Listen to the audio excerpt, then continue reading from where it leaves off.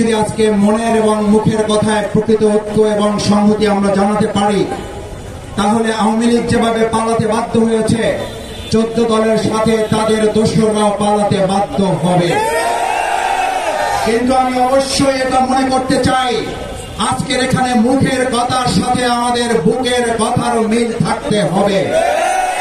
আমরা এখানে একটা কথা বলে যাব, আবার বাইরে গিয়ে আমরা কাজের মাধ্যমে দেখাবো যে না, জাতীয় পার্টিকে আমরা নিষিদ্ধ করতে চাই না। তাহলে প্রমাণ হবে জাতীয় পার্টিকে যদি হজম করা হয়, একটা সময় জাতির উপরে চাপিয়ে দেওয়া হবে আওয়ামী লীগকে হজম করার জন্য আপনাদেরকে প্রস্তুত থাকতে হবে। আমার ভাই এবং বন্ধুগণ, নূরকে যারা হামলা করেছেন, আমাদের মাথায় রাখতে হবে নূরের অনুসারী এবং নূরের অগ্রগামীরা এখানে আছেন।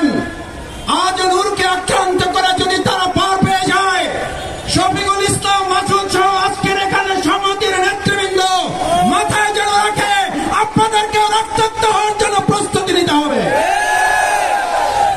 আমি অবাক হই, খুব নিশ্চিত হই, প্রকাশ্য দিবালোকে মিডিয়ার সামনে পিটিএ টার্গেট করে একজন গুরুত্বপূর্ণ জাতীয় নেতাকে আহত করা হলো।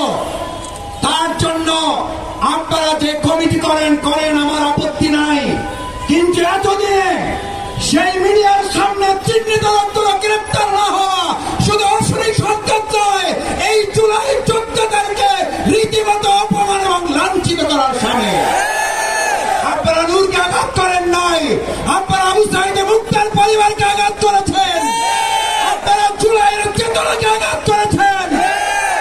আমি বক্তব্য শেষ করতে চাই একটা কথা বলে, আজ নূরকে আঘাত করার মধ্য দিয়ে প্রশাসন যদি এটা প্রমাণ করে তারা একটা প্রোগ্রামের নিরাপত্তা দিতে পারে না, আমি আমার সামনে উপস্থিত ভাই বন্ধুদের জিজ্ঞেস করতে চাই, তারা আগামী দিনে অবাধ সুষ্ঠু নিরপেক্ষ নির্বাচনের জন্য লক্ষ লক্ষ কেন্দ্র পাহারা দিয়ে আওয়ামী দশার মুক্ত করতে গিয়ে তারা সক্ষম হবে।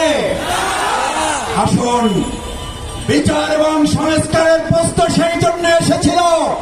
আজ এখানে বক্তব্য দেওয়ার কথা ছিল শেখ হাসিনার বিচারের দাবিতে, অথচ আজ আমাদের কথা বলতে হচ্ছে নূরের উপরে হামলাকারীদের বিচারের কথা বলতে। আমাদেরকে আস্তে আস্তে সহনশীল করে ফেলা হচ্ছে। আসুন, সহনশীলতার মাত্রা বাড়লে নির্মম নির্যাতনের মাত্রা বাড়বে। প্রতিরোধ করার জন্য সবাইকে ঐক্যবদ্ধ থাকতে রাজি আছে।